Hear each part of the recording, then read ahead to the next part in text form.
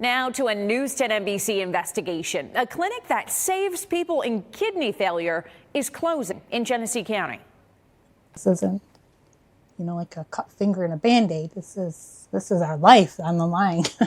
When dialysis clinics close, most of the time they're in small towns in rural areas. And that's what's happening here. Patients at a clinic in Batavia got a letter a week ago saying it's closing in June. News 10 NBC chief investigative reporter Berkeley Breen reports outside the clinic, finding out what this does to patients. This is the clinic in Batavia that is closing. This is the letter that patients got earlier this month. And we checked some of the closest clinics accepting new patients are about 30 minutes away. It's been a very hard thing to come to. Jody Geiger is one of the patients looking for a new place to get her life-saving dialysis. She lives in Leroy. Have you already started looking for a new clinic? I have. And how's that going for you? I'm on a list, and that's all they can tell me. I'm just calling to see if you're accepting new patients.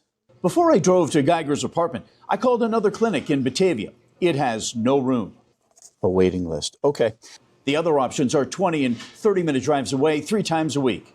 The company that runs the clinic says our focus is on working directly with each affected patient to identify the most appropriate dialysis options, and it acknowledges the inconvenience this may cause to patients. When clinics like this close, what impact does that have on patients? Well, it's difficult for patients, especially if they're in a rural area or in a place where there is limited access.